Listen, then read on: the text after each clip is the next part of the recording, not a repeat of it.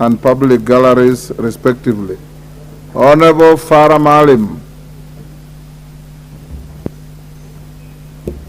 Mr. Speaker, I rise to oppose the motion.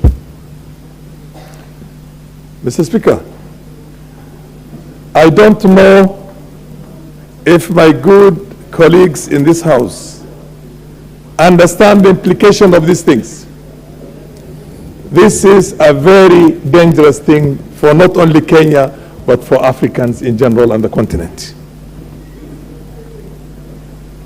Third world people, Africans with values, are running away now from the first world because the first world has become rotten in terms of moral values. They accept LGBT.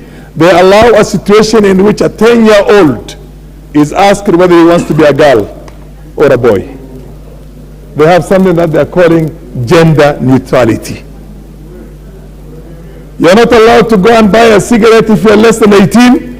You can't go and buy drinks if you're less than 18, but you can decide and determine whether you want to be castrated as a man and injected with hormones, and you want to become a woman at the age of 6 or 7.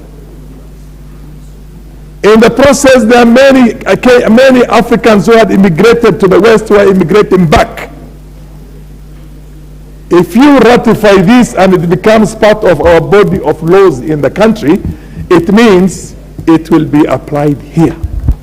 Because our Constitution, Article 2, I think, Mr. Speaker, you put it very well, says that anything ratified by Parliament forms part of the body of laws of this country.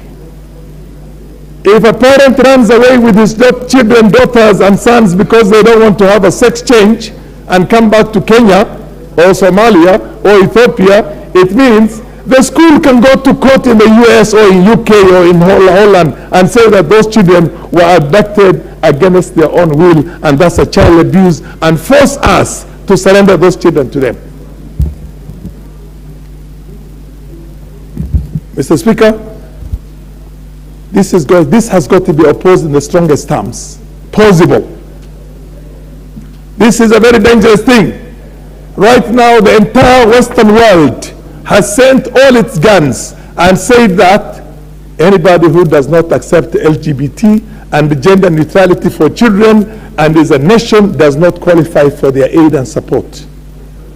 That's why the Vice President of the United States of America, Kamala Harris, is here and is also traveling all over our continent. Mr. Speaker, this is not purely about children and whether children can be taken good care of or not. This is something to do with what the West wants to carry the world in this new world order of their own values, which is contrary to our own values. Mr. Speaker, we should reject this in the strongest term possible because we cannot accept this kind of a situation among our children and our youth here. Look at the double standards. A child of 17 years cannot go into a bar and buy alcohol, but a child of 7 years, 8 years old is told, do you want to become a girl or a boy? And if that child says, I want to become a girl, he is castrated without being irreversibly. It can never be reversed again and injected with hormones to get the breasts to come out and the rest of it. If it's a girl and she wants to become a boy, that's exactly what's happening. Now, because there is this crash, there is this crisis in the so-called developed world,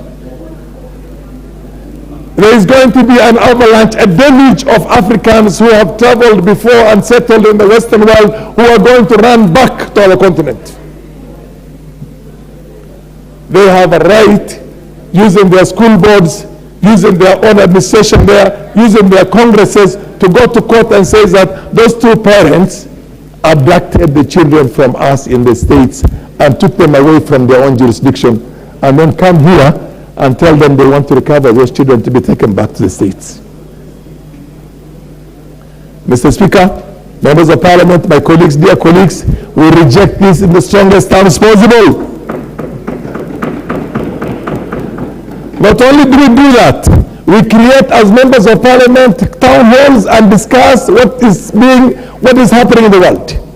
our children are going to be destroyed from our midst. The TikToks, the television, the social media, all those things. We now have got to become the agents to preserve our values and address our constituents in town halls and everywhere else, and create a modicum of decency for those young boys and girls, so that we bequeath to them our cultures and our values. Mr. Speaker, with those few remarks, I oppose this motion in the strongest terms, and I want us all to internalize this and do the needful for our country. Thank you. Cynthia Muge.